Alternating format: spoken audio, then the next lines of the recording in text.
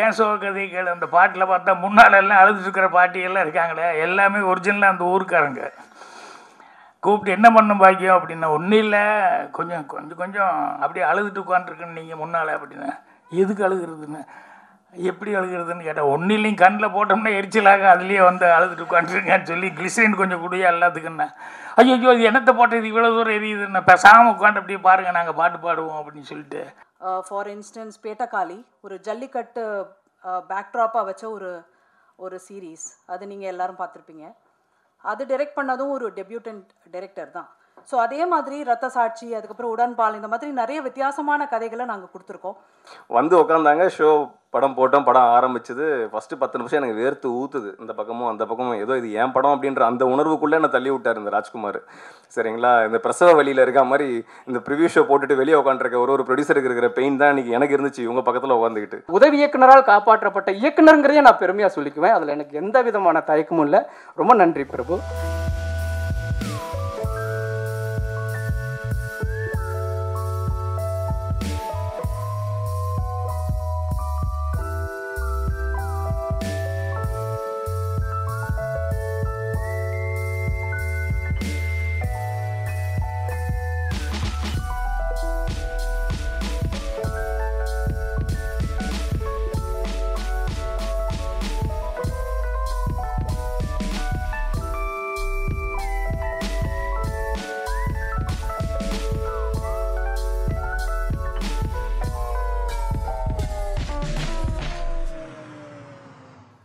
ரொம்ப சந்தோஷமாக இருக்குது. ஏன்னா பெரிய ஸ்டார்ஸ் இருக்க படங்களுக்கு இந்த மாதிரி மீடியா சப்போர்ட் கிடைக்கிறது வந்து ரொம்ப ஈஸி. பட் இந்த மாதிரி ஒரு முயற்சிக்கு, இந்த மாதிரியான ஒரு நல்ல விஷயத்துக்கு இவ்வளோ பேர் வந்து இந்த படத்தை பார்த்து ஊக்குவிச்சு அதுக்கப்புறம் அடுத்து எங்களோட இப்படி அசோசியேட் பண்ணியிருக்கிறது வந்து ரொம்ப ரொம்ப பெரிய விஷயமாக நான் நினைக்கிறேன். அண்ட் ஆஹா தமிழ் வந்து ஃப்ரம் டே 1 புது முயற்சிகளுக்கும் வித்தியாசமான கதைகளுக்கும் நிறைய வாய்ப்பு கொடுத்துருக்கு. ஃபார் இன்ஸ்டன்ஸ் பேட்டக்காளி ஒரு ஜல்லிக்கட்டு பேக்ட்ராப்பாக வச்ச ஒரு சீரீஸ், அது நீங்கள் எல்லாரும் பார்த்துருப்பீங்க. அது டைரக்ட் பண்ணதும் ஒரு டெபியூட்டன்ட் டைரக்டர் தான். ஸோ அதே மாதிரி ரத்த சாட்சி, அதுக்கப்புறம் உடன்பால், இந்த மாதிரி நிறைய வித்தியாசமான கதைகளை நாங்கள் கொடுத்துருக்கோம். அந்த வழியில் வந்து Aha find is a new initiative by Aha Tamil. Mainly because I think நம்ம எல்லாருமே ரொம்ப ஃபாஸ்ட்டாக ஓடிக்கிட்டு இருக்கோம் லைஃப்பில். எதையுமே பார்க்குறதுக்கு நம்மளுக்கு நேரங்கள் கிடையாது. எத்தனை பேர் வந்து ஒரு ட்ரெயினில் நிறைய ட்ராவல் பண்ணியிருப்போம், பட் ட்ரெயின் தண்டவாளத்துக்கு நடுவில் பூக்கிற ஒரு சின்ன பூவை வந்து நம்ம எத்தனை பேர் பார்த்துருப்போம், அதை கண்டுபிடிச்சிருப்போன்றது தெரியாது. பட் அந்த தண்டவாளங்களுக்கு நடுவில் நிறைய இன்ட்ரெஸ்டிங்கான விஷயங்கள் இருக்குது. சின்ன சின்ன மஞ்சள் பூக்கள் இருக்கும், ஒரு சின்ன ஊதா பூ இருக்கும். அது வந்து யாரை பற்றியும் கவலைப்படாமல் அது வந்து பூக்கும், அது மலரும், அதனுடைய டைமில் அது வந்து அதனுடைய விஷயத்தை பண்ணும். அந்த மாதிரி பியூட்டிஃபுல்லாக நம்ம தமிழ் ஃபிலிம் கம்யூனிட்டியில் நிறைய நல்ல படங்கள் வந்துக்கிட்டே இருக்குது டெய்லி. பட் ஆஹாக்கு வந்து ரீச் அவுட் பண்ணுறவங்க, மற்ற பிளாட்ஃபார்ம்ஸ்க்கு போய் ரீச் அவுட் பண்ணுறதுக்கான வழி வந்து நிறைய பேருக்கு தெரியாது. எப்படி ரீச் அவுட் பண்ணணும், மெயில் பண்ணணுமா, இல்லை வந்து கால் பண்ணணுமா, யார் கால் பண்ணணும், அப்புறம் வந்து எஸ் வார்டு, ஏ வார்டு, டி வார்டு, இப்படி ஏகப்பட்ட மாடல்ஸ் இருக்குது.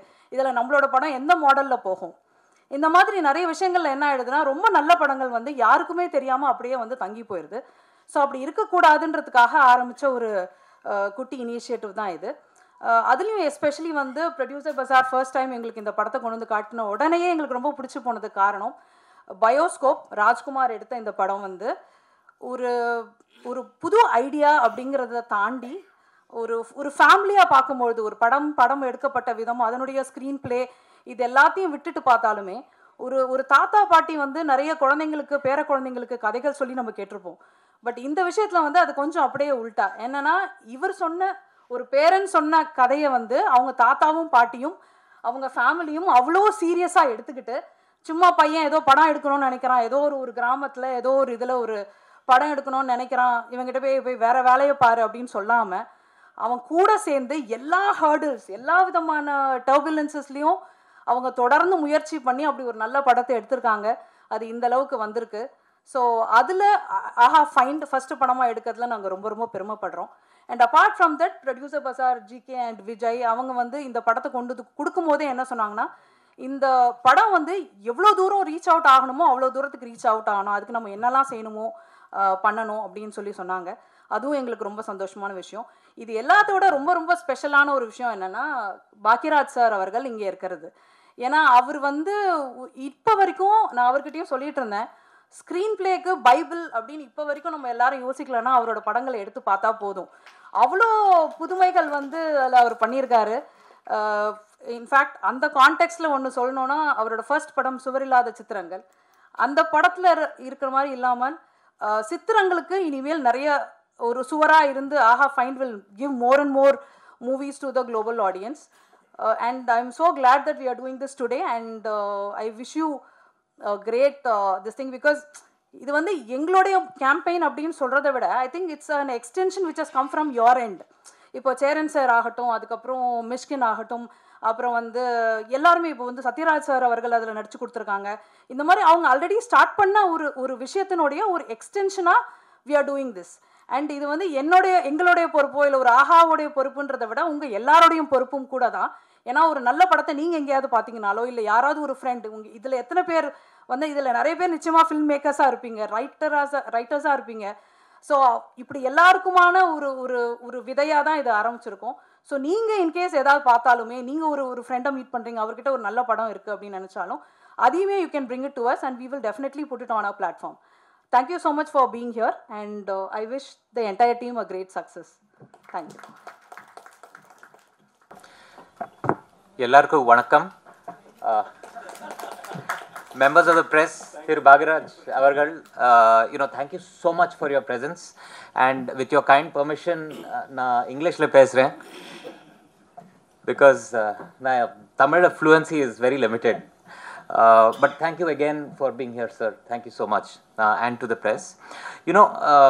From the time AHA was launched in April 2022, we have been committed to bringing the most entertaining original stories to the viewer, to the Tamil viewer, be it Pettaikali, Rathasachi, Sattur railway station, Maruti Nagar police station, and most recently, Vermari office, which was a real big success story, which led us to do a season 2 as well.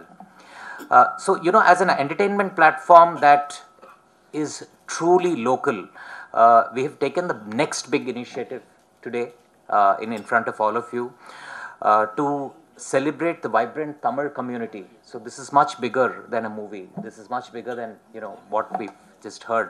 It's about celebrating the vibrant Tamil community and provide a platform to aspiring filmmakers, right, and storytellers, creators to reach a global audience. So that's the vision of AHA Find. It's an initiative to celebrate the community and to offer the most engaging content to a global audience, not just in India. And the first initiative from AHA Find is the movie Bioscope, which Kavita just spoke about. We've partnered with Producer Bazaar. Thank you again so much for being.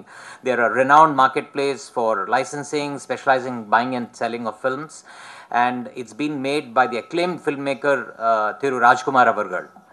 The music has been scored by Thiru Tajnoor.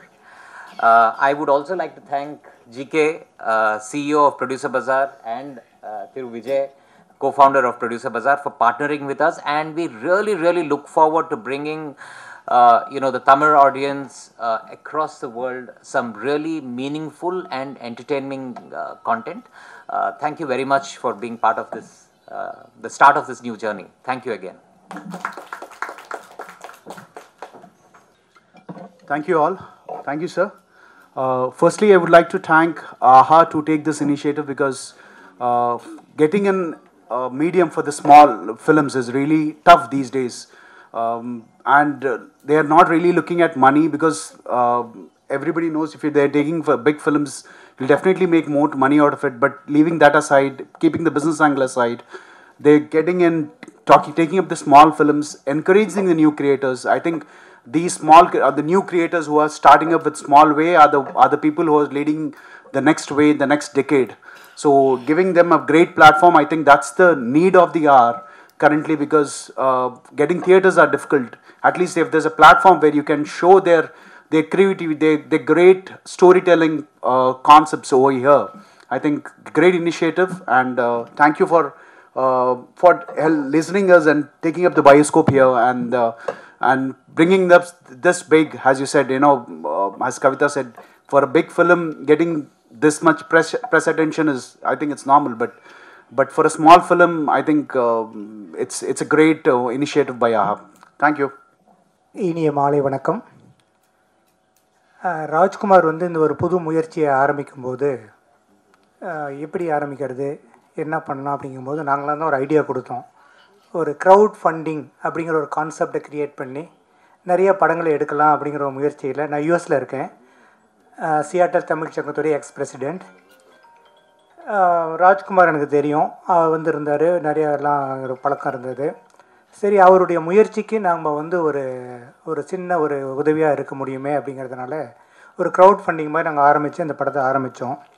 இந்த படத்தில் ஒரு வசனம் சொல்லியிருப்பார், படம் கூட கஷ்டப்பட்டு எடுத்துடலாம், ஆனால் அதை ரிலீஸ் பண்ணுறதுங்கிறது பெரிய பெரிய கஷ்டம் அப்படிங்கிற மாதிரி ஒரு வசனம் இந்த படத்தில் வச்சுருப்பார். ஸோ அது வந்து உண்மைதான். இதில் சின்ன படங்களுக்கு வந்து பார்த்திங்கன்னா மக்கள் வந்து ஆதரவு கொடுக்கணும். அதே மாதிரி வந்து இந்த தியேட்டர்ஸ் கிடைக்கிறது, இல்லை அதை ரிலீஸ் பண்ணுறதுக்கான முயற்சிகள், இது எல்லாம் வந்து கிடைச்சது அப்படின்னாக்கா இது போன்ற படங்கள் நிறைய வரும். இப்போ கிட்டத்தட்ட ஒரு 4-5 படம் ஆல்ரெடி ரெடியாக இருக்குது, எங்ககிட்டயே இருக்குது யூஎஸில். அதை வந்து எப்படி ரிலீஸ் பண்ணுறது, இல்லை என்ன பண்ணுறதுன்னு தெரியல அவங்களுக்கு. அதுக்கு வந்து ஒரு முயற்சியாக தான் நாங்கள் இந்த பயோஸ்கோப்பை வந்து நம்ம சின்ன இதாக வச்சுருக்கோம். இது வந்து அவருடைய இவர் ராஜ்குமார் பண்ண ஒரே ஒரு சின்ன இடர்பாடு என்னன்னாக்கா, ப்ரொடியூசர் இல்லாமல் இவரே பண்ணது தான். அவர் ப்ரொடியூசர் வச்சு பண்ணியிருந்தாலும் இன்னொரு 25 படம் பண்ணியிருந்துருக்கலாம். அவர் அவ்வளோ நாலேஜ், அவ்வளோ கதை எல்லாமே இருக்குது. ஆனால் வந்து இவரே வந்து ஒரு படத்தை எடுத்து கஷ்டப்பட்டு எல்லாம் பண்ணி அந்த படத்தில் வர கதை அவருடைய கதை தான் அது. அதனால் வந்த முயற்சிகளில் இன்றைக்கி தான் வந்து 3ஆம் தேதி ரிலீஸ் ஆக போகுது. அப்படிங்கிறதுனால ரொம்ப மகிழ்ச்சியாக இருக்குது.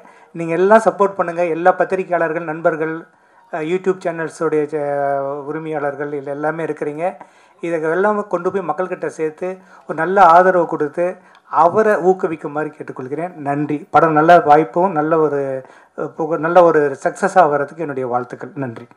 வந்திருக்கும் ப்ரெஸ் மீடியா எல்லாருக்கும், மேடையில் அமைந்திருக்கும் பெரியவர்களுக்கும், என் அழைப்பை ஏற்று வந்திருக்கும் பாக்கியராஜ் சார் அவர்களுக்கும் என்னுடைய வணக்கங்களும் நன்றிகளும். இந்த ஆஹா பிளாட்ஃபார்ம் வந்து இந்த அழகான ஒரு படத்தை வந்து ரிலீஸ் பண்ணுறது பெரிய மகிழ்ச்சி. அதே மாதிரி ப்ரொடியூசர் பஜாரும் அதை சேர்ந்து பண்ணுறதுல ரொம்ப மகிழ்ச்சி. இந்த படத்தை பற்றி நிறைய சொல்லணும்.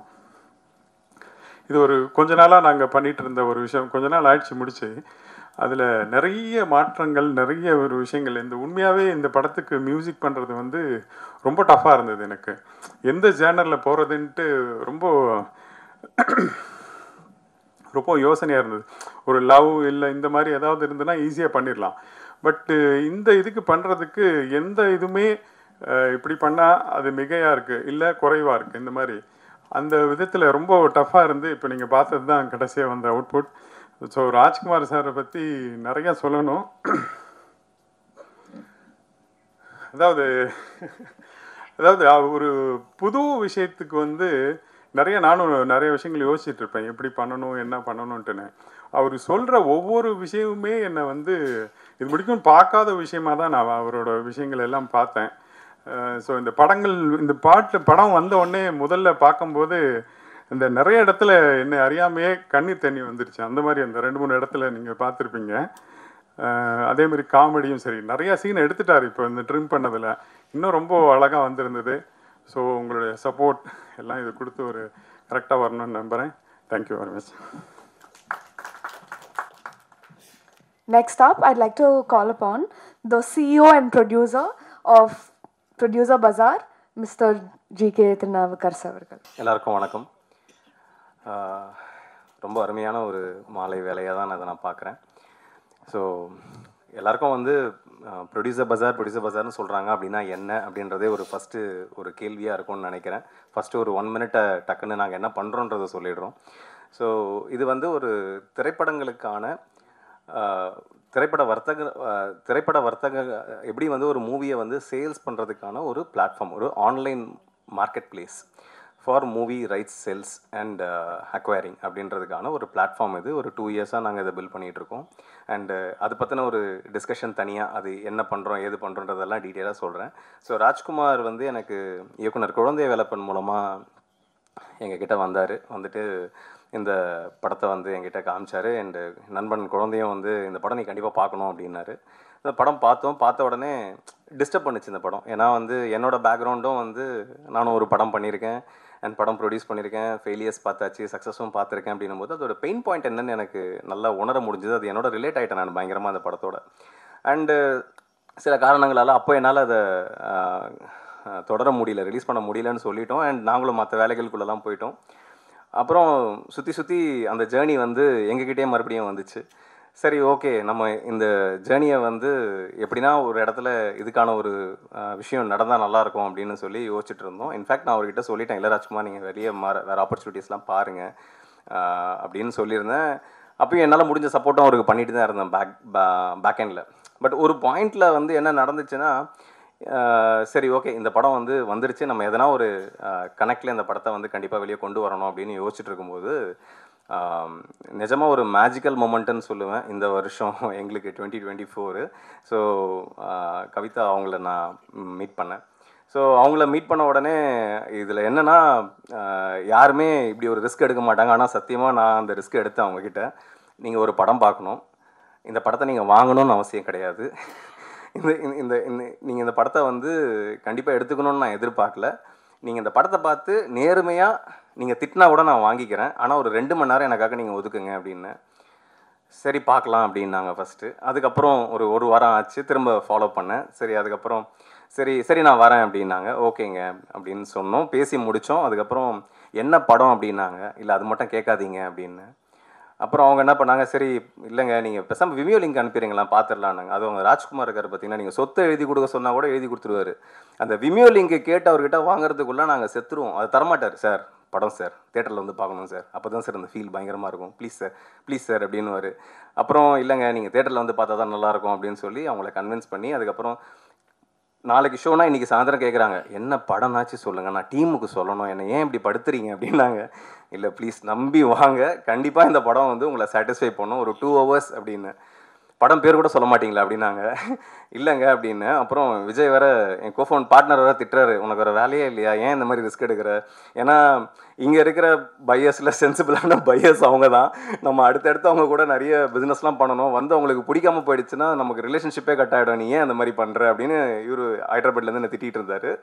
இல்லை நம்ம கண்டிப்பாக இந்த ஒரு சேலஞ்ச், இந்த ஒரு ரிஸ்க் எடுக்கலாம் அப்படின்னு சொல்லிட்டு கூப்பிட்டோம். அவங்களும் வேறு வழி இல்லாமல் வந்துட்டாங்க.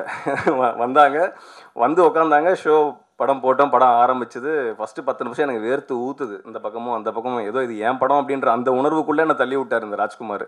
சரிங்களா, இந்த பிரசவ வழியில் இருக்க மாதிரி இந்த ப்ரிவியூ ஷோ போட்டுட்டு வெளியே உட்காந்துருக்க ஒரு ப்ரொடியூசருக்கு இருக்கிற பெயின் தான் இன்றைக்கி எனக்கு இருந்துச்சு இவங்க பக்கத்தில் உட்காந்துக்கிட்டு. அதுக்கப்புறம் ஒரு 10 நிமிஷத்துக்கு அப்புறம் எவ்ரிதிங் ஆஸ் நார்மல். அது வந்து சிரிச்சா போச்சு மாதிரி தான். உள்ளே வந்து அவர் வடிவேல் பாலாஜிலாம் அப்படி நின்று சிரிப்பு காட்டுற மாதிரி அந்த படம் 10 நிமிஷத்துக்கு அப்புறம் அவங்க டீம் மொத்த பேரையும் பிளாஸ்ட் பண்ணி சிரிக்க வச்சிருச்சு. அதுலேயும் ஒருத்தர் இருந்தார், எந்த படத்துக்கும் ரியாக்ஷனே கொடுக்காத மாதிரி ஒருத்தர் இருந்தார். எனக்கு அவரை பார்த்து ஒரு பயம் இருந்தது, அந்த மாதிரி ஒரு டீமை வச்சுருக்கிறீங்க நீங்கள். ஸோ அப்புறம் ஃபைனலாக படம் பார்த்து வெளியே வந்த உடனே அவங்க சொன்ன ஒரே வார்த்தை இதுதான், இந்த படத்தோட ஐடியா பியூட்டிஃபுல்லாக இருக்குது, கண்டிப்பாக நம்ம இந்த ப்ராஜெக்டை வந்து பண்ணலாம் அப்படின்னு சொல்லி ஒரு க்ரீன் லைட் கொடுத்தாங்க. அது வந்து இந்த படத்துக்கு வந்து ஒரு மிகப்பெரிய ஒரு புஷ்ஷாக நான் பார்த்தேன். அண்ட் எனக்கு அதுலேயும் தாண்டி எனக்கு ரொம்ப பிடிச்ச விஷயம் என்னென்னா, அது ஜஸ்ட்டு இந்த படம் மட்டும் அப்படின்னு அவங்க நிறுத்தலை. அவங்க என்ன சொன்னாங்க, ஃபைண்டுன்னு ஒரு கேட்டகரி கொண்டு வரலாம், அந்த கேட்டகரியில் இந்த மாதிரி கான்டென்ட், இந்த மாதிரி புதுசாக இருக்கிற கான்டென்ட்டை வந்து நம்ம கண்டினியூஸாக பண்ணால் எப்படி இருக்கும் அப்படின்ற அவங்களோட தாட் வந்து எனக்கு ரொம்ப பிடிச்சிருந்தது. It was a fantabulous visionary idea Kavitha, and great applause to you, and she deserves an applause. ஏன்னா வந்து இது வந்து ஒரு சாதாரணமான ஒரு மூவ் இல்லைன்னு எங்களால் உணர முடிஞ்சது. ஏன்னா இங்கே இருந்த டைரக்டர்ஸ் எல்லாரும் கொடுத்த ஃபீட்பேக், இந்த படம் பார்த்துட்டு இப்படி ஒரு படத்தை அக்வயர் பண்ணுறாங்களா, இப்படி ஒரு படத்துக்கான ஒரு பிளாட்ஃபார்ம் இருக்கா அப்படின்றது ஒரு மிகப்பெரிய ஒரு கான்ஃபிடென்ஸை வந்து இவங்க கொடுத்துருக்குறாங்க. அதுக்கு வந்து ஒரு மிகப்பெரிய நன்றி. And thank you Ravi sir, under your leadership this is possible. I know like it is not possible unless until you foresee things.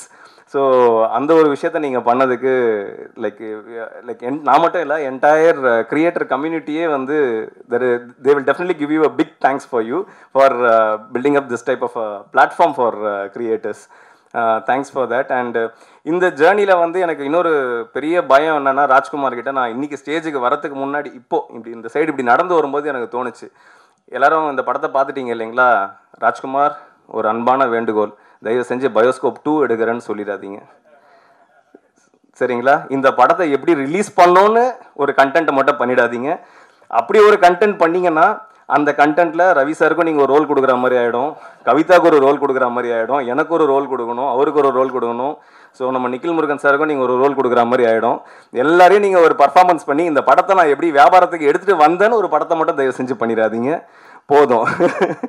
Tajnoor சொன்ன மாதிரி, உங்கள் கோ ப்ரொடியூசர் சொன்ன மாதிரி அடுத்தடுத்து நீங்கள் வேறு வேறு களங்களுக்கு பயணிக்கணுன்றது தான் வந்து என்னோட விருப்பமும் கூட. அந்த அந்த அந்த ஒரு பாத்துக்கு நீங்கள் போகணுன்றது தான் என்னோட விருப்பமும் கூட. ஏன்னா இது எப்படி ஆயிடுச்சுன்னா, எங்களோட மார்க்கெட் பிளேஸ் வந்து எங்களோட ஐடியாலஜி வந்து வெரி சிம்பிள். எங்கள் மார்க்கெட் பிளேஸுக்கு ஒரு படம் வரும், அந்த படத்தோட ரைட்ஸை நாங்கள் அன்பண்டில் பண்ணுவோம், பையர் யாருன்னு ஐடென்டிஃபை பண்ணுவோம், சேல்ஸ் பண்ணுவோம், அதோட முடிஞ்சு போச்சு.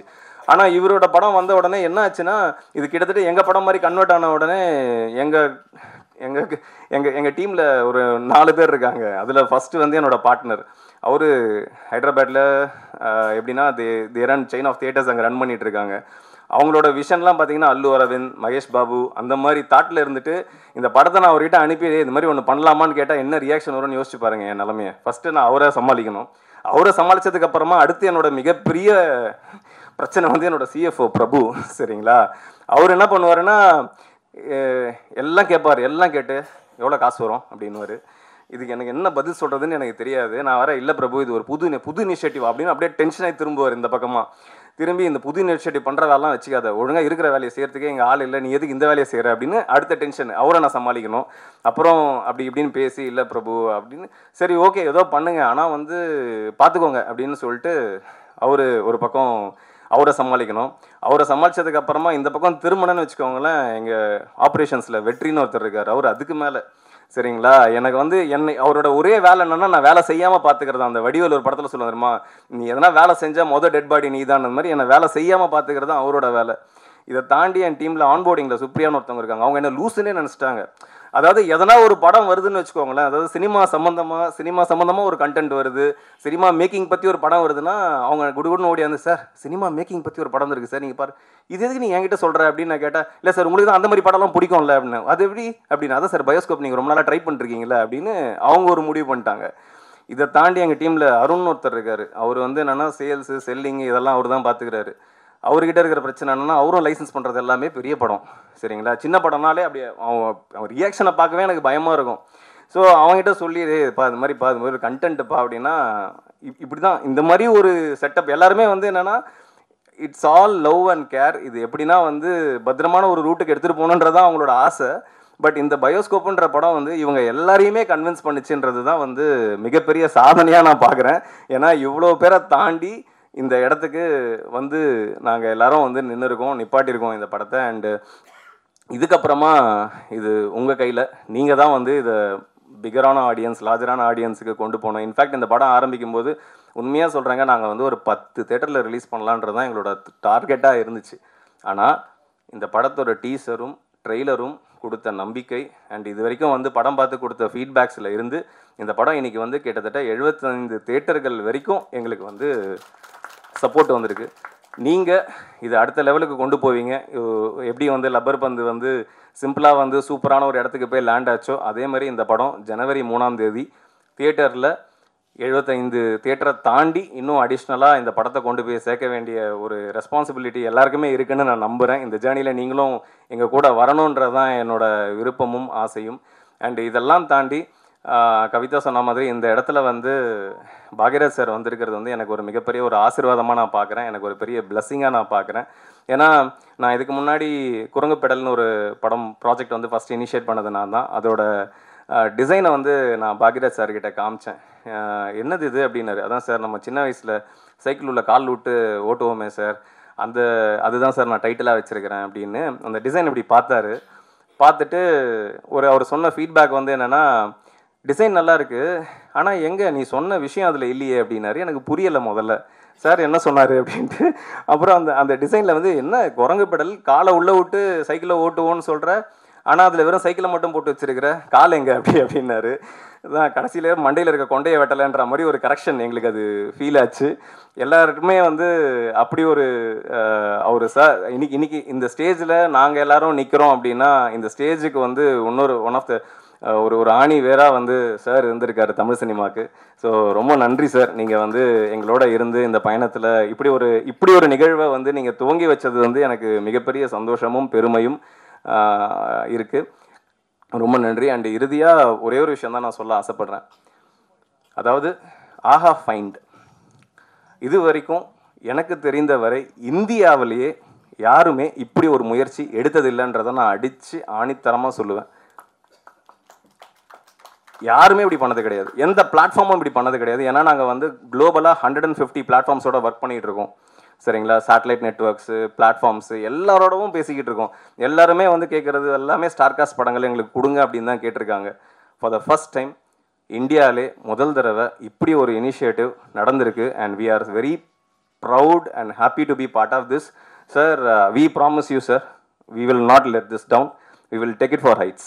Definitely, we will take this for heights, and we will bring new talents, definitely for AHA. Thank you so much. It was so lovely to hear, sir. Arthadaga, I'd like to invite the director of Bioscope Film, Mr. Sankeri Rajkumar avargal. அனைவருக்கும் வணக்கம்.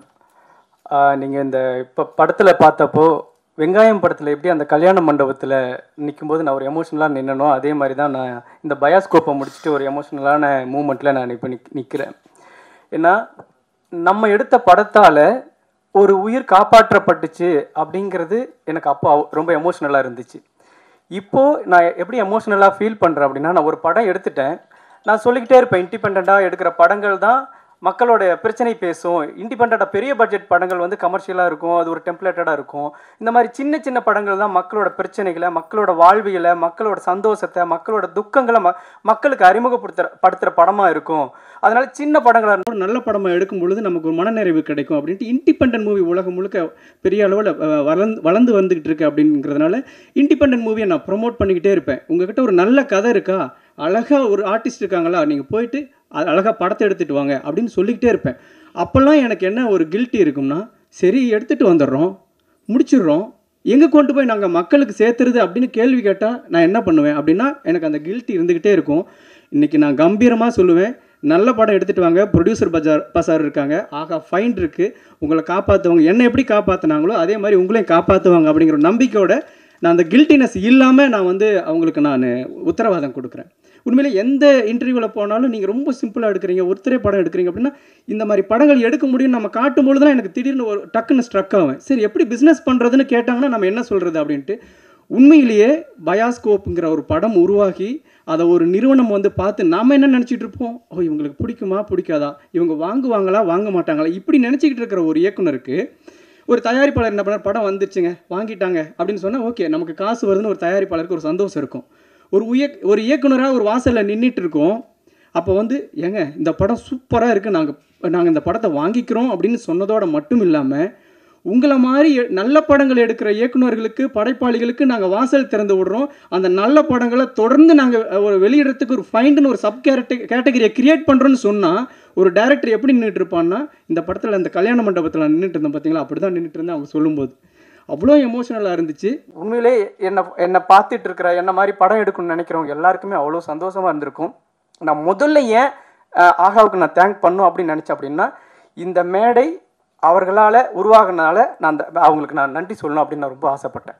இப்போது வெறும் சும்மா ஒரு கப்பல், ஒரு மலைத்துளி அப்படின்னு வெறும் வார்த்தையாக நம்ம பேசினோம்னா ஓகே, அது ஒரு சாதாரண வெறும் வார்த்தை தான். ஆனால் கடலில் தத்தளிச்சுக்கிட்டு இருக்கிறவனுக்கு யாராவது வந்து கை கொடுக்க மாட்டாங்களான்னு நினச்சிக்கிட்டு கடைசி உயிருக்கு போராடிக்கிட்டு இருக்கிற ஒருத்தனுக்கு ஒரு கப்பல் அப்படின்னு சொன்னால், ஒரு கப்பல் வருதுன்னு சொன்னால் அவனுக்கு எப்படி இருக்கும், அது ஒரு சாதாரண வார்த்தை தான். அந்த மாதிரி தான் எனக்கு ப்ரொடியூசர் பசார் வந்தாங்க. நான் ரொம்ப வெங்காயம் படத்துக்கு எப்படி நீங்கள்லாம் பார்த்தீங்களோ இந்த படத்தில் அதே ஸ்ட்ரகிள் தான் இந்த படத்துக்கு எனக்கு தொடர்ந்து இருந்துச்சு. இது எனக்கு மட்டும் இல்லை, தொடர்ந்து கேபிள் சங்கர் சார் மாதிரி ஒரு நல்ல படங்களை ஆதரித்து போராடிட்டு மக்கள்கிட்ட கொண்டு போய் சேர்த்தணுன்னு போராடிட்டு இருக்கிற அவங்களுக்கு தெரியும், எல்லா நல்ல படங்களுக்கும் ஏற்படுற ஒரு ஸ்ட்ரகிள் தான். அப்போ யார் இது இந்த மாதிரி நல்ல படங்களை எடுக்கிறவங்களுக்கும் இந்த மாதிரியான ஒரு மீடியாவுக்கும் யார் வந்து ஒரு பிரிட்ஜை ஏற்படுத்துறது அப்படின்னு ஒரு பெரிய கேள்விக்குறியே இருந்துச்சுங்க. அதை வந்து ப்ரொடியூசர் பசார் ரொம்ப அழகாக செஞ்சு இந்த மேடையை உருவாக்கியிருக்காங்க. அவங்களுக்கும் நான் நன்றிகளை தெரிவிச்சுக்கணும். நான் ரிவேஸில் போகிறேன், ஏன்னா எங்கேருந்து தொடங்குச்சோ அப்படி ஆர்டராக வரதை விட நான் ரிவேஸில் போகிறது எனக்கு ரொம்ப பிடிச்சிருந்துச்சு. அப்போது அடுத்தது எனக்கு உண்மையிலேயே அதியமான் சார் மாதிரி நான் கஷ்டப்பட்டு வெங்காயம் படம் முடிச்சுட்டு நான் ஒரு படம் ஆரம்பிக்கணும் அப்படின்னு தொடங்கும் பொழுது நீங்கள் வெங்காயம்னு ஒரு நல்ல படம் பண்ணியிருக்கீங்க, அடுத்ததும் நீங்கள் நல்ல படம் தான் பண்ணுவீங்கன்னு Athiyaman sir, Arthanareeswaran, Omram Yoga Guruji, Senthil sir, Prema madam, நிறைய பேர் நான் பேர் மறந்துடுவேன். நம்ம அந்த மாதிரி நிறைய ஒரு எனக்கு நீங்கள் வாங்க, நீங்கள் பண்ணுவீங்க, நல்ல படம் பண்ணுவீங்கன்னு சொல்லிட்டு என்னை வந்து என்கரேஜ் பண்ணாங்க. நான் உங்களுக்கு இந்த இடத்துல நான் ரொம்ப நன்றி சொல்லிக்கிறேன். அதை எல்லாத்தையும் தாண்டி மியூசிக் டைரக்டரை பற்றி நாங்கள் சொல்லி ஆகணும். நான் ஒரு இன்டர்வியூவில் சொன்னேன், அதை நீங்கள் இளையராஜா சார்கிட்ட வந்து என்ன மாதிரியான இசை, எப்படி அவர்கிட்ட இசை வெளிப்படுது அப்படின்னா அவருடைய இசை ஞானம் இசையை வெளிப்படுது. ரகுமான் சார்கிட்ட இசை ஞானமும் ப்ளஸ் டெக்னாலஜியும் சேர்ந்து ஒரு இசையை வெளிப்படுது. ஆனால் தாஜ்னூர் சார்கிட்ட பொறுத்த வரைக்கும் அவருடைய நேர்மையும் அறமும் தான் இசையாக வெளிப்படுது அப்படின்னு நான் நம்புவேன் எப்பவுமே. அவர் மாதிரி ஒரு நேர்மையான உண்மையான ஆள் நான் ரொம்ப நாளாக இந்த சினிமாவில் எவ்வளோ ஸ்ட்ரகிளுக்கு அப்புறம் நான் கடந்து வந்திருக்கேன். என்னைக்கு சந்திச்சும் போது அவர் மேலே ஏற்பட்ட ஒரு அபிப்பிராயம் எப்படி இருந்துச்சோ அப்பவும் அதே இத்தனை வருஷம் கழிச்சும் அப்படியே இருக்குது அப்படிங்கிறதே எனக்கு ஒரு பெரிய ஆச்சரியமாக இருக்குது. அவ்வளோ ஒரு சிறந்த மனிதர் முதல்ல, அதுக்கப்புறம் மிகச்சிறந்த ஒரு இசையமைப்பாளர். ஏன்னா இந்த படங்கள் தான் தொடங்கி வச்சிருக்கு 2025. நீங்கள் வேணால் நான் இந்த 2024 இறுதியில் நான் உங்கள்கிட்ட ஒரு உத்தரவாதம் கொடுக்குறேன். 2025 ஒரு முக்கியமான அவார்டு வழங்கக்கூடிய ஒரு விருது வழங்கக்கூடிய ஒரு நிறுவனம் ஏதாவது தேர்ந்தெடுக்கும் பொழுது முதல் ஒரு 3 இயக்குனர் இசையமைப்பாளர்கள் பட்டியலில் கண்டிப்பாக தாஜ்னூர் சார் இருப்பார். நான் அவர் அடுத்தடுத்து வச்சிருக்கிற படங்களில் நான் வந்து பார்த்துக்கிட்டு இருக்கேன். அதே மாதிரி நம்மளாம் வந்து உண்மையிலேயே சின்ன வயசில் இருக்கும் பொழுது பாக்யராஜ் சாரோட படங்களில் வந்து ஒரு 5-6 சின்ன பசங்கள்லாம் இருப்பாங்க. எப்போவுமே அவரோட படத்தில் அவர் கூட இருப்பாங்க, சின்ன சின்ன பசங்கள் இருப்பாங்க.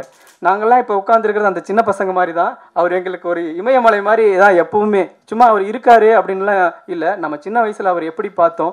இன்றைக்கி ராஜ்குமார்னு ஒருத்தன் படம் பண்ணியிருக்கான், அதை ப்ரொடியூசர் பஜார்னு ஒன்று ரிலீஸ் பண்ணியிருக்காங்க. ஆஹா ஃபைண்டுன்னு ஒரு சூப்பரான ஒரு விஷயம், நல்ல படங்களுக்கு ஒரு பிளாட்ஃபார்ம் அமைச்சு கொடுக்குறாங்க. அப்படிங்கும் பொழுது சரி நமக்கு என்ன இல்லை, நாம் வந்து எல்லாம் ஜெயிச்சுக்கிட்டு இருக்கிற ஒரு பெரிய இயக்குனர், நம்ம ஏன் அதை பண்ணணும் அப்படின்னு நினச்சிருந்தாருன்னா அவர் வந்திருக்கவே தேவையில்லை. எங்கே ஒரு நல்ல படம், எங்கே ஒரு நல்ல விஷயம் நடந்தாலும் யார் ஒரு படைப்பாளிக்கு எங்கெல்லாம் காப்பாற்றப்பட்டாலும் அந்த இடத்துல நம்ம போய் கரம் கொடுக்கணும், அந்த இடத்துல நம்ம நிற்கணும், அந்த இடத்துல அவனோட வளர்ச்சிக்கு நம்ம தட்டி கொடுக்கணும் அப்படின்னு நினைக்கிறாரு. அப்படிங்கும் பொழுது உண்மையிலேயே சார் தமிழ் சினிமாவில் நாங்கள் எங்களை மாதிரி ஒரு நல்ல படம் பண்ணணும்னு நினச்சிட்டு இருக்கிற அத்தனை இயக்குனர் சார்பாகவும் உங்களுக்கு எங்களுடைய நன்றிகளை தெரிவிச்சுக்கிறோம். அப்புறம் என்னோட டீம் இந்த இடத்துல நான் சொல்லி ஆகணும். உண்மையிலேயே நான் ரொம்ப வெங்காயம் படத்துக்கு அப்புறம் என்னுடைய ரொம்ப முக்கியமான காலகட்டம் எதுன்னா அடுத்தது நான் என்ன படம் பண்ணுறது ஒரு பெரிய தேக்கம்.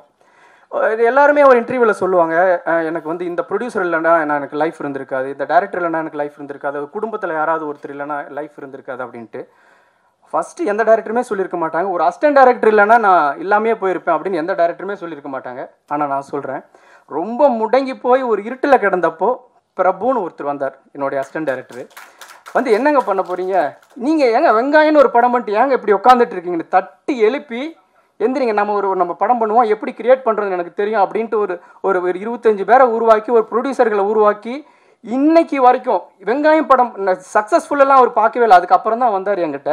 எப்போ நான் வந்து டவுன்ஃபாலுக்கு போகிறனோ அன்னைக்கு வந்து இத்தனை வருடமும் நீ ஜெயிக்காம உன்னை விட்டு போக மாட்டேன்டான்னு ஒருத்தர் கங்கணம் கட்டிக்கிட்டு இந்த இடத்துல கொண்டாந்து நிறுத்துற வரைக்கும் அவங்க குடும்பத்தில் இருக்கிற பிரச்சனைகள், அவங்களோட தனிப்பட்ட விஷயம் எதை பற்றியுமே கவலைப்படாமல் இன்னைக்கு நான் இந்த இடத்துல வந்து நிற்கிற வரைக்கும் அவர் கை கட்டிக்கிட்டு வேடிக்கை பார்க்குறாரு. அப்படின்னா ஒரு அசிஸ்டன்ட் டைரக்டர் காப்பாற்றப்பட்ட, ஒரு உதவி இயக்குனரால் காப்பாற்றப்பட்ட இயக்குனருங்கிறதே நான் பெருமையாக சொல்லிக்குவேன். அதில் எனக்கு எந்த விதமான தயக்கமும் இல்லை. ரொம்ப நன்றி பிரபு. அதே மாதிரி கூட இருந்து ரிலீஸ்க்கு வேலை செஞ்சுட்டு இருக்கிற முரளி, குப்புசாமி மாதிரியான வாங்க பிரபு, வாங்க பிரபு.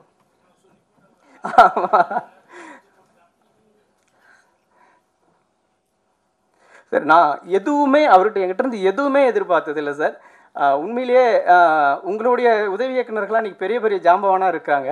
ஆனால் இவர் என்னை வந்து கொண்டு வந்து இந்த இடத்துல நிறுத்துறதுக்கு அவர் இரவு பகலாக வேலை பார்த்தாரு. இவர்கிட்ட நான் எப்படி இவரை பற்றி சொல்கிறதே தெரியல. உண்மையிலே ஒரு அசிஸ்டன்ட் டைரக்டராக வந்தவர் இன்றைக்கி வந்து என்னை வந்து ஜெயிச்சு வச்சுட்டு தான் நான் வந்து நகருவேன் அப்படிங்கிற ஒரு கங்கணம் கட்டிட்டு வேலை செஞ்ச மாதிரி செஞ்சார் சார். அந்த வந்து நான் லைஃப்பில் நான் மறக்கவே மாட்டேன். எத்தனையோ பேர் வந்தாங்க என்னுடைய நான் அப்படி தேங்கி நிற்கிறத பார்த்துட்டு போயிட்டாங்க. அதாவது அற்ற குளத்தில் அருநீர் பறவை போல உற்றலிந்தீர்வார் உறவல்லர், அக்குளத்தில் கெட்டியும் ஆம்பலும் நெய்தலும் போல ஒட்டி உறவருவார் உறவுன்ட்டு ஒரு முதுமொழி இருக்கும். ஒரு குளத்தில் தண்ணி இருக்கும்போது நிறைய குருவிங்க வரும், பறவைங்க வரும், என்ன மீன் இருக்கும், நத்தை இருக்கும். அதை பொறுக்கி சாப்பிட்றதுக்கு வந்து அந்த தண்ணி இருக்கிற வரைக்கும் அதுங்க வந்து கூடிய குளத்தை சுற்றி கதையான ஜகஜோதியாக இருக்கும்.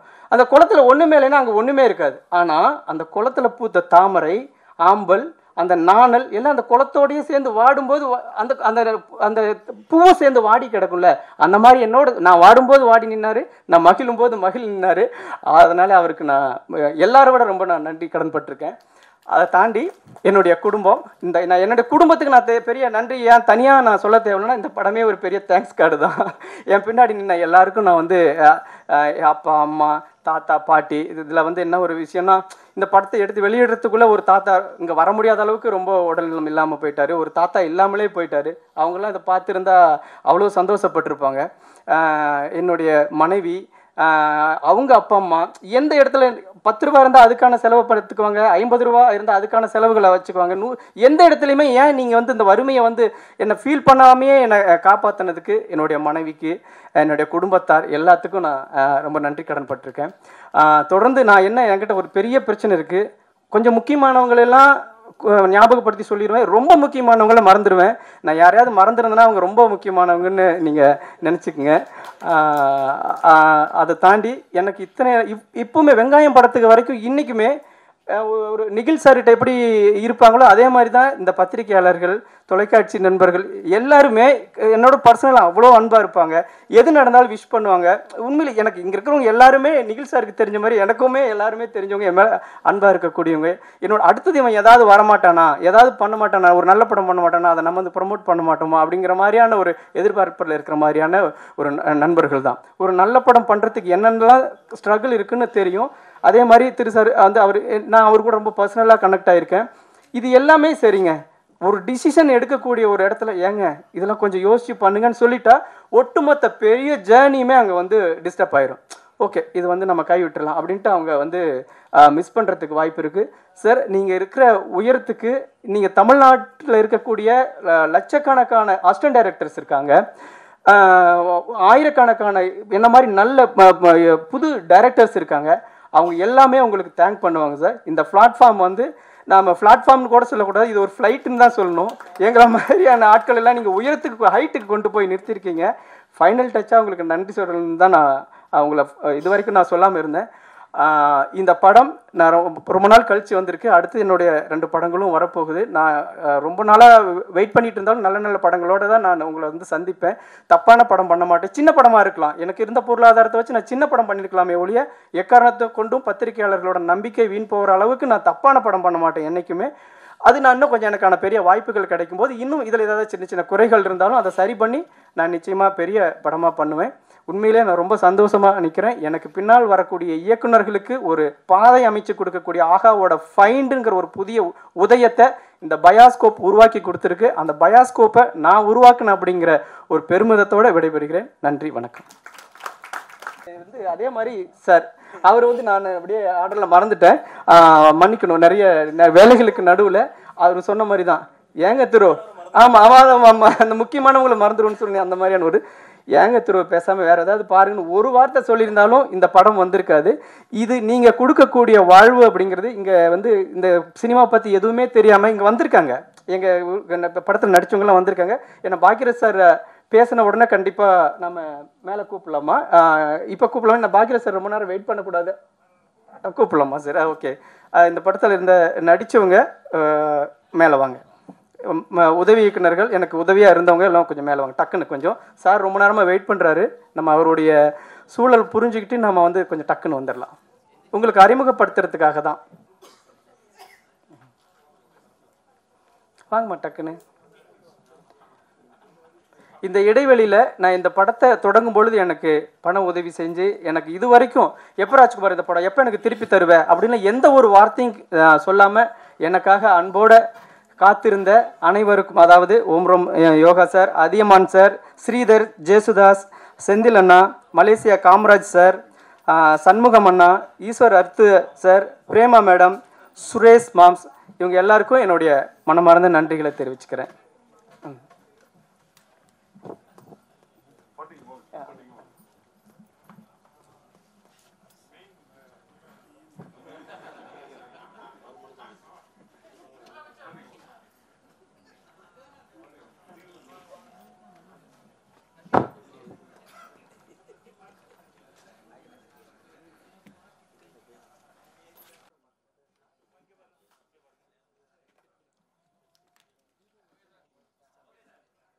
அடுத்தபடியாக a man who's given so much to the film industry, ரொம்ப வருஷமா நிறைய contributions கொடுத்திருக்காரு. A fantastic actor, amazing writer and fantabulous director as well. Mr. Bhagyaraj அவர்களை சில வார்த்தைகள் பேச அழைக்கிறேன். மரியாதைக்குரிய பத்திரிகையாளர் நண்பர்கள், ஊடக நண்பர்கள், அவங்க எல்லாத்துக்கும் என்னுடைய பணிவான வணக்கம். அதே மாதிரி இத்தனை பாட்டிமார்கள்லாம் வந்து நடிச்சுட்டு வந்திருக்காங்க. எவ்வளோ நேச்சுரலாக நடிக்க முடியுமோ அவ்வளோ நேச்சுரலாக. எனக்கு சில நேரங்கள் அதில் வந்து ராஜ்குமார் டைலாக் எழுதினாரா இல்லை அவங்களே சொந்தமாக பேசிட்டாங்களா அப்படிங்கிற அளவுக்கு சந்தேகம் வந்தது. அந்த அளவுக்கு ரொம்ப இயல்பாக வந்து பண்ணியிருந்தாங்க. எல்லாத்துக்கும் மேடையில் இருக்கிறவங்க எல்லாத்துக்கும், முன்னால் இருக்கிறவங்க எல்லாத்துக்கும் என்னுடைய பணிவான வணக்கத்தையும் புத்தாண்டு நல்வாழ்த்துக்களையும் முதலே சொல்லிக்கிறேன். நாளைக்கு ஒரு நாள் தான் இருக்குது, நாளன்னைக்கு. ஸோ இந்த புத்தாண்டில் திரைக்கு, தமிழ் திரைக்கு ஒரு சிறப்பான செய்தி, ஒரு சிறப்பான ஒரு இது நடந்திருக்கு அப்படின்னு சொன்னோம்னா அது வந்து இந்த ஆஹா இவங்க ஃபைண்டுன்னு சொல்லி இவங்க வந்து கிடைச்சதுங்கிறது இருக்க. இதுதான் தமிழ் திரை 2025க்கு வந்து எல்லாருக்குமே ஒரு ஒரு பிரைட் ஃப்யூச்சர் தெரியுது அப்படிங்கிற லெவலுக்கு இவங்க வந்ததுங்கிறது வந்து சினிமாவை நோக்கி வரக்கூடிய இளைஞர்கள் எல்லாத்துக்குமே மிகப்பெரிய உதவியாக இருக்கும். அதனால் அவங்களுக்கு ஸ்பெஷல் தேங்க்ஸ் வந்து நான் சொல்லிக்கிறேன். ஏன்னா நான் ஆஹா டீம் அப்படின்னு சொல்லி சொன்னோடனே தமிழ் எங்கே கரெக்டாக பேசுவாங்களா இல்லையா அப்படின்ட்டு இருந்தால் கவிதா வந்து ரொம்ப பிரமாதமாக பேசினாங்க. நிறைய உதாரணங்கள் எல்லாம் வேறு சொன்னாங்க. நிறைய பூ பூத்துது அவங்க சொல்லும்போது. நான் அடிக்கடியோட மீட்டிங்கில் சொல்லுவேன், எல்லா பூ வாசமும் வந்து காற்று எப்படி வீசுதோ அந்த டைரக்ஷனில் தான் போகும். அந்த பூ வாசங்கிறது ஒரே ஒரு பூ வாசம் மட்டும் காற்று வீசுகிற திசைக்கும் எதிர்த்து போகும் அப்படின்னு சொல்லிட்டு சொல்லுவேன். என்னென்னா அந்த பூ ஒரு மனிதனுடைய நட்பண்பு அப்படின்னு சொல்லிட்டு. அந்த மாதிரி இவங்க வந்து சினிமாவில் எல்லாருமே கொஞ்சம் கமர்ஷியல் மைண்டு, போட்ட காசு எடுக்கணும், ஏன்னா அவங்க அதில் தானே இருந்தாக்கணும் மறுபடியும். அதனால் எல்லாத்துக்கும் அந்த பயங்கிறது இருக்கும், அந்த பொறுப்புணர்ச்சி, அந்த டென்ஷன் எல்லாமே இருக்கும். பட் இவங்க வந்து இதை வந்து ரிஸ்க் எடுத்து பரவாயில்ல, என்கரேஜ் பண்ணணும், இந்த மாதிரி ஆட்களை என்கரேஜ் பண்ணால் நல்லது அப்படிங்கிற மாதிரி சொல்லி அவங்க வந்து ஆஹா ஃபைண்ட் அப்படிங்கிறது இன்றைக்கி ஆரம்பிச்சது. உண்மையிலேயே ரொம்ப ரொம்ப ராஜ்குமாருக்கு மட்டுமல்ல, சினிமாவை நோக்கி வரக்கூடிய எல்லா இளைஞர்களுக்குமே வந்து அது மிகப்பெரிய ஒரு உதவியாக இருக்கும். அதனால் தமிழ் திரை உலகம் சார்பாகவே நாங்கள் வந்து மனமார்ந்த நன்றியை வந்து தெரிவிச்சுக்கிறேன். தாஜ்னூர் அவருக்கு ஸ்பெஷல் தேங்க்ஸ் சொல்லிக்கணும். என்னென்னா இந்த படத்தை வந்து பார்க்கணுன்னு அவர் தான் எனக்கு ஃபோன் பண்ணி, வர்ற வரைக்கும் எனக்கு தெரியாது, ஆனால் வர்ற வழியில் தான் படத்தினுடைய பேர் என்ன இருக்கிறது நான் அதுக்கப்புறம் தெரிஞ்சுக்கிட்டேன். அவர் இந்த படத்துக்காக அவர் வந்து எவ்வளோ ஸ்ட்ரெயின் பண்ணியிருக்காரு அப்படிங்கிறதெல்லாம் ராஜ்குமார் சார் சொன்னாப்புல. அவர் சொல்லும்போது சொன்னார், இந்த படத்தில் எனக்கு எப்படி மியூசிக் பண்ணுறது அப்படிங்கிறது கொஞ்சம் கன்ஃபியூஷனாக இருக்குது அப்படின்னு சொல்லிட்டு. சில நேரங்கள் அப்படி வரும். எப்படின்னு விஸ்வநாதன்னே ரீரிகார்டிங் வாட்சிட்டு இருக்கும்போது திடீர்னு ஒரு இடத்துல நிறுத்திக்கிட்டார்.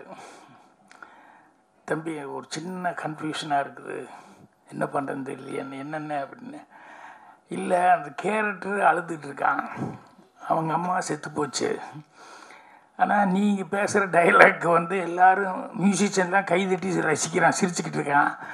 நான் அந்த அழுகிற கேரக்டருக்கு மியூசிக் போடுறதா, சிரிக்கிற கேரக்டருக்கு மியூசிக் போடுறதா, எப்படி போடுறதுனே தெரியல எனக்கு அப்படின்னு சொல்லிட்டு அந்த நாட்களில் முக்கியமான ஒரு இடத்துல வந்து அவன் நிறுத்திட்டு கேட்டார். அப்புறம் நான் ரெண்டுக்கும் சேர்ந்த மாதிரியே போடுங்க, ரெண்டுக்கும் வயா மீடியா இருக்கிற மாதிரி போடுங்க அப்படின்னு சொல்லி அந்த இடத்துல பிரமாமா ரீரிகார்டிங் பண்ணியிருந்தார். சில நேரங்களில் காமெடினா காமெடிக்கு வந்து தனியாக வாச்சிட்டு போயிடலாம், பேத்தாஸு லவ் அது இதுக்கு அந்தந்த மூடுக்கு பண்ணலாம். இப்போ என் படங்களில் அதெல்லாம் மாறி மாறி வந்துடும் திடீர்னு. சிரிச்சுக்கிட்டே இருக்கிற மாதிரி இருக்கும், டக்குன்னு லேசாக ஒரு சென்டிமெண்ட் வந்துடும். அப்புறம் சென்டிமெண்ட் சீனாக இருக்குன்னு நினச்சிட்டு இருக்கும்போது திடீர்னு வந்து காமெடி அப்படிங்கிறது வரும். ஸோ ராஜ்குமார் வந்து இந்த படத்தில் வந்து பெஸ்ட்டு சமாச்சாரமாக என்ன அப்படின்னா, அவருடைய ரியல் லைஃப்லேயே என்னென்ன பட்டாரோ அதை பூரா சீனாக பண்ணிக்கிட்டாரு. அதில் அந்த பாட்டி மாறவங்க எல்லாம் வந்து நடிக்க வச்சதுங்கிறது இருக்க, அது ஒரு பெரிய விஷயம்.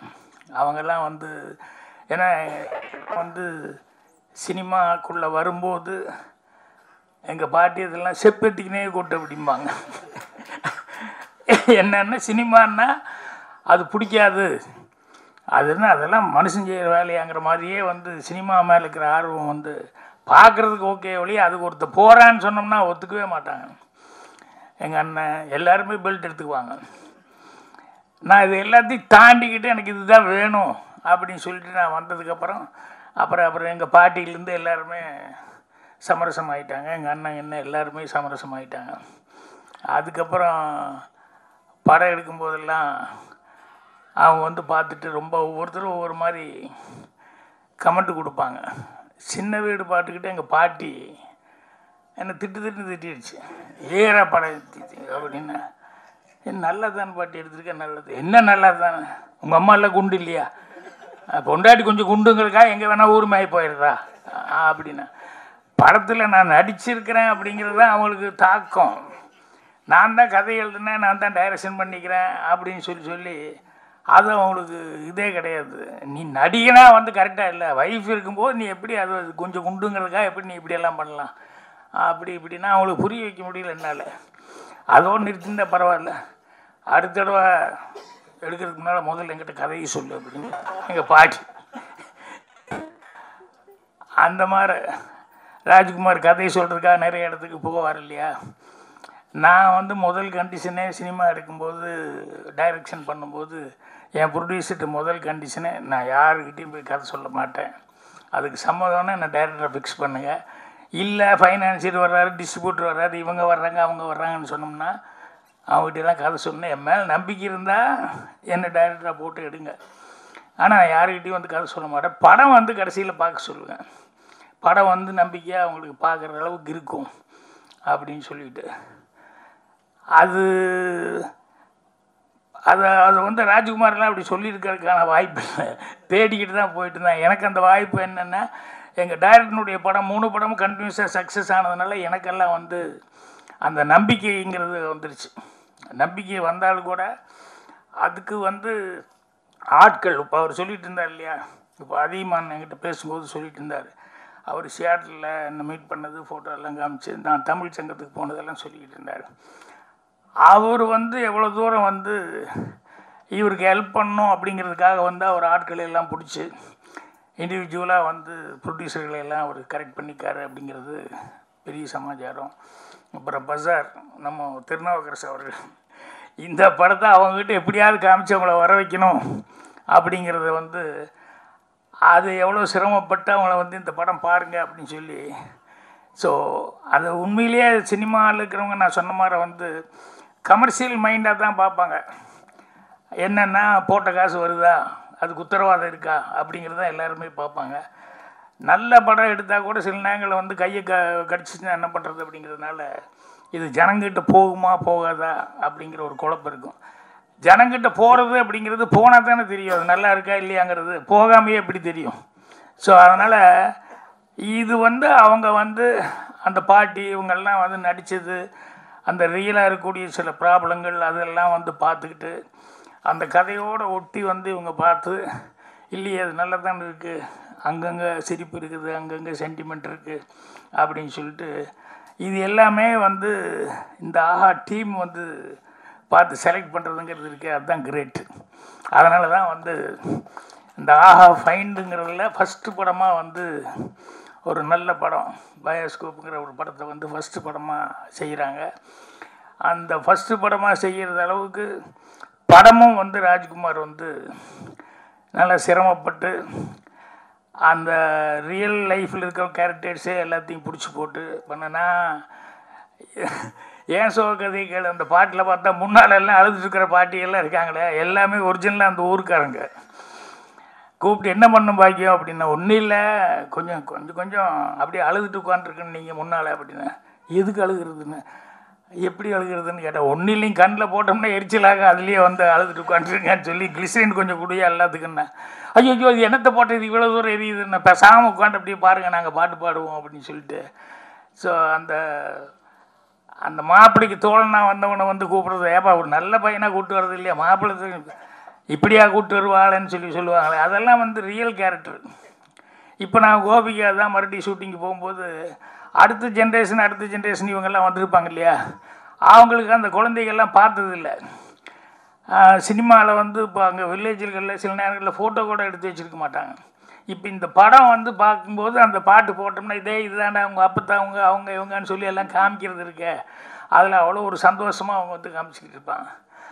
அந்த மாதிரி விளக்கு வச்ச நேரத்தில் பாட்டில் என் அசிஸ்டண்ட்டு பவானி அவங்க தாத்தா பாட்டி அந்த ஓப்பனிங் சீனுக்கு அந்த விளக்கு வச்ச நேரத்தில் பாட்டு கொடுக்குறதுக்கு முன்னால் அந்த சோறு விட்டுறதுக்கு அந்த ஒரிஜினல் தாத்தா பாட்டி இது பண்ணால் முதல்ல பாட்டியெல்லாம் ஓகேன்றுச்சு.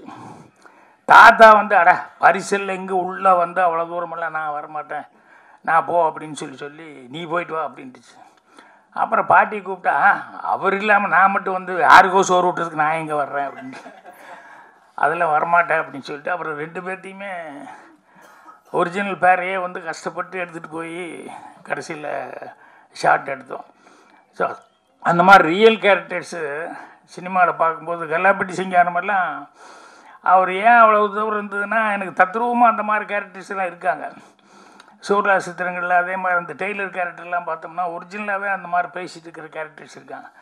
ஸோ இதெல்லாம் சினிமாவில் வைக்கும்போது கண்டிப்பாக ரசிப்பாங்க அப்படின்னு சொல்லிட்டு ஒரு நம்பிக்கையோடு நம்பிக்கிறேன். ஆனால் என்னென்னா டேஸ்ட் வந்து ஒவ்வொருத்தருக்கும் ஒவ்வொரு மாதிரி இருக்கும். சில பேர்த்துக்கிட்ட சில கதையை சொல்லும்போது இது என்ன சார் இது இப்படி இருக்குது அப்படி இருக்குது அப்படிமா, படமாக வந்து பார்த்தா தான் அதுக்கப்புறம் சரி அப்படின்னு சொல்லுவாங்க. ஸோ அதனால தான் நிறைய பேர் போய் கதை சொல்ல போகும்போது மாட்டிட்டு முழிக்கிறதுக்கு காரணமே என்னென்னா, அவங்க வந்து டேஸ்ட் ஒன்றா இருக்கும், இவங்க கதை சொல்ல போகிறவங்க ரொம்ப நம்பிக்கையோடு இருப்பான், இது கண்டிப்பாக ஜனங்கிட்ட போய் சேரும் அப்படின்னு நம்பிக்கையாக இருப்பான். அது சிங்க் ஆகிறது சில நேரங்களில் ஈஸியாக இருக்கும், சில நேரங்களில் கஷ்டமாகவும் போயிடும். அதனால் ராஜ்குமார் பொறுத்த வரைக்கும் அதிகமான ஆட்கள், திருநாவுக்கரசு மாதிரி இவங்கெல்லாம் வந்து இருந்ததுனால இந்த ஆஹா டீம் கிடச்சிதுங்கிறது வந்து ஒரு மிகப்பெரிய ஒரு இது வந்து இவங்களுக்கு மட்டும் கிடைச்சதா இல்லை, நான் சொன்ன மாதிரி தமிழ் இண்டஸ்ட்ரிக்கே வந்து சின்ன படம் எடுக்கிறவங்க எல்லாத்துக்குமே இது வந்து மிகப்பெரிய ஒரு உதவியாக இருக்குது. ஸோ அதுக்கு வந்து ஸ்பெஷல் தேங்க்ஸ் சொல்லிக்கிறேன். ராஜ்குமார் படத்தை பற்றி நான் பெருசாக ஒன்றும் சொல்லணுங்கிறது இல்லை, ஏன்னா படமே வந்து ரியலிஸ்டிக்காக இருக்குது, எல்லோரும் அங்கங்கே சிரிச்சுக்கிட்டு இருக்காங்க, பாட்டி கீட்டி எல்லாமே அவங்கவுங்க நடிக்கும்போது ஜனங்க ப்ரெஸ் ரியாக்ஷனே அந்த அளவுக்கு இருந்தது. ஸோ அதனால் நீங்கள் ஒரு இடம் மட்டும் நான் கொஞ்சம் ஃபீல் பண்ணிக்கிட்டேன், என்னென்னா இந்த ஜோசியத்தை பற்றி சொன்னீங்க இல்லையா, அது எல்லாருமே அப்படி தப்பான ஆட்கள் இல்லை. அதை வந்து நீங்கள் அந்த அந்த ப்ரொஃபஷனே அப்படின்னு சொல்லி எங்கா ஒரு இடத்துல பாயிண்ட் பண்ணியிருக்கலாம். ஏன்னா எல்லாத்தையும் நல்லது கெட்டதுங்கிறது இருக்குது. இப்போ இதெல்லாம் சாமி மாற கடைசி வரைக்கும் சர்ச்சைக்குரிய பிரச்சனை தான், ஜோசியங்கிறது சர்ச்சைக்குரிய பிரச்சனை தான். ஆனால் எனக்கு தெரிஞ்சு ஜோசியத்தில் வந்து அந்த கணக்கு மேத்ஸ் அப்படிங்கிறத வச்சுக்கிட்டு சில பேர் சொல்லுவாங்க. அந்த மேத்ஸ்ன்னு சொன்னது இவங்க எப்படி சொன்னாங்க அப்படின்னு சொன்னோம்னா எனக்கு ரொம்ப ஆச்சரியமாக இருக்கும். நான் இப்போ 4 நாளைக்கு முன்னால் கூட சொல்லிகிட்டு இருந்தேன். முரளி வீட்டில் வந்து என்னோடய அசிஸ்டண்ட் தான் தமிழ் சிற்பி, அவர் வந்து கட்டமெல்லாம் பார்த்து அதெல்லாம் சொல்லுவார். முரளி வீட்டுக்கு போனப்போ முரளிக்கு அவங்க பையனுக்கு யாருக்கோ பாருங்கள் அப்படின்னு சொல்லி ஜாதகமெல்லாம் எடுத்து நீட்டினப்போ இவர் அப்படியே பார்த்துக்காரு. அவங்க பொண்ணு அவங்க என்னென்னா அந்த பொண்ணுக்கு சுத்தமாக படிப்பே வராது, இது தேராது, எப்படி கல்யாணம் முடிச்சுட்டா விட்டுற போகிறோம் அப்படிங்கிற லெவலில் அவங்க நினச்சிருந்தாங்க. இவர் போய் இவங்களுக்கெல்லாம் பார்த்துக்கும்போது இது பொண்ணு ஜாதகமாக, ஆமாம் இந்த பொண்ணு டாக்டர் ஆகுங்க அப்படின்னு. இது 8ஆம் கிளாஸ் 10ஆம் கிளாஸ் தேர்றதே ரொம்ப கஷ்டம், விளையாடுறீங்களா நீங்கள் அப்படின்னு சொல்லிட்டு யாருமே வீட்டில் நம்பலையா. அவர் வந்து டாக்டர் ஆகுன்னு சொன்னார். உண்மையிலே அந்த பொண்ணு டாக்டர் ஆகிடுச்சு. அதுக்கப்புறம் என்னன்னா எப்படி சிற்பி இப்படி சொல்கிறீங்க அப்படின்னா, சரி இது ஒரு கணக்கு தான் சார், அதனால் வந்து சில விஷயங்கள் வந்து கரெக்டாக ஒர்க் அவுட் ஆகுது, நான் ஒரு 2000-3000 ஜாதகம் பார்த்துக்கிட்டு அதுக்கப்புறம் சொன்னேன். ஆனால் எல்லாரும் அந்த மாதிரி கெட்டிக்கிறதமாக இருப்பாங்கன்னு சொல்ல முடியாது. இதை வச்சு பொழப்பு நடத்திட்டு இருக்கவங்க நிறைய பேர் இருக்காங்க. நீங்கள் சொல்லும்போது அந்த மாதிரி ஆட்களை மட்டும்தான் நம்ம மென்ஷன் பண்ண மாதிரி இருக்கணும். ஏன்னா அதில் வேறு மாதிரி இருக்கிறவங்கெல்லாம் இருக்காங்க இல்லையா. ஸோ ஆனாலும் படத்தில் வந்து அந்த மெசேஜுங்கிறது வந்து கடைசியில் அந்த குழந்தைகள்லாம் பேசுகிற மெசேஜ் இருக்க அது வந்து ரொம்ப கன்வின்சிங்கான மெசேஜாக இருந்தது.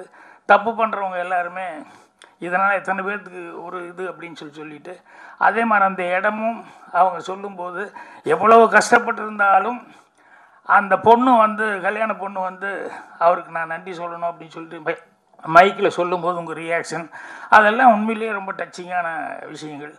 ஸோ இந்த படம் கண்டிப்பாக ஜனங்கக்கிட்ட கண்டிப்பாக அதை ஏன்னா அவங்க வர வைக்கிறது தான் கஷ்டம். வந்துட்டாங்கன்னா ஆரம்பத்துலேருந்து கடைசி வரைக்கும் அவங்க சிரிச்சுக்கிட்டு ஜாலியாக என்ஜாய் பண்ணி படம் பார்ப்பாங்க. அதுக்கு உத்தரவாதமாக நிறைய சீன்ஸ் அந்த மாதிரி சீன்ஸ் இருக்குது. ஸோ ஆஹாவுக்கு மீண்டும் ஒரு முறை அவங்க ஃபைண்டுன்னு ஒன்று ஆரம்பித்ததுக்கு அவங்களுக்கு என்னுடைய மனமார்ந்த நன்றி தெரிவித்தேன். அவங்களும் இந்த புது வருஷத்தில் 2025 அவங்களுடைய லேண்டிங்கும் ரொம்ப நல்லா இருக்கும். அவங்களால நிறைய பேர் இன்னும் நிறைய பேர் ராஜ்குமார் மாதிரி எல்லோரும் வந்து ரொம்ப சிறப்பான முறையில் இது பண்ணுவாங்க. பத்திரிகையாளர் அவங்களுக்கு வந்து ப்ரெஸ் ஷோவுக்கு வந்து போடுறதுங்கிறதெல்லாம் இப்போ ரேர் ஆகிப்போச்சு. எங்கேயா தேட்டரில் பார்த்துக்கோங்கிறேன்னு சொல்கிறாங்களே ஒழிய முதல் நாளே படம் போடலாம் அப்படிங்கிறதெல்லாம் வந்து இப்போ ரொம்ப ரேர் ஆகிப்போச்சு. ஏன்னா அந்தளவுக்கு படங்கள் எடுக்கிறவங்களுக்கு ஒரு பயம் இருக்குது, ஏதாவது தப்பாகி போகுமா அதாகி போகுமான்ட்டு. ப்ரெஸ்ஸு வந்து கண்டிப்பாக எல்லாத்துக்குமே நல்ல படங்கள் இருந்ததுன்னா சின்ன படமாக இருந்தால் கூட அவங்க தான் வளர்த்தி விட்றது, அவங்க வந்து எழுதுறது தான் வருது. பார் கேபிள் சங்கர்கிட்ட வந்து நீ கேட்டாங்க என்னங்க இது ரிலீஸ் 3ஆம் தேதிங்கிறீங்க என்னங்க இதுன்னு. இல்லை அது கொடுக்குறதெல்லாம் கொடுத்துட்டு தான் சார் இருக்கேன், நான் ஃபீட் பண்ணுறதெல்லாம் பண்ணிக்கிட்டு தான் இருக்கேன்னு நிறைய பேர் அதை பார்த்துக்கிட்டு இது பண்ணிட்டுருக்காங்க அப்படின்னா. ஏன்னா சில படங்களுக்கு அது ரொம்ப தேவை, கொஞ்சம் ஆடியன்ஸை ரெடி பண்ணி தயார் பண்ணிட்டு அதுக்கப்புறமா ரிலீஸ் பண்ணது தான் நல்லாயிருக்கும். அதனால் தேட்டருக்கு வர வைக்கிறதுக்கு அதுக்கு உண்டான வேலைகள் இன்னும் 2-3 நாள் இருக்குது. அதனால் கரெக்டாக இன்னும் ஏதாவது ஒன்று பண்ணி பண்ணணும். என்ன நிக்கில் ஏதாவது பண்ணிகிட்டு இருக்க, நீ ஏதாவது ஒன்று பண்ணிக்கிட்டு தான் இருப்ப. நிக்கில் மாதிரி சுறுசுறுப்பான ஆட்கள்லாம் பக்கப்பலமாக இருந்துக்கிட்டு இருக்காங்க. எனக்கு இங்கே வர்ற வரைக்கும் நிக்கில் வர்றது எனக்கு நிக்கில் தான் பிஆர்ஓ இது தெரியாது எனக்கு. அவர் தாஜ்னூர் கூப்பிட்டாருன்னு சொல்லிட்டு அதுக்கு மட்டும் நான் வந்துட்டேன்.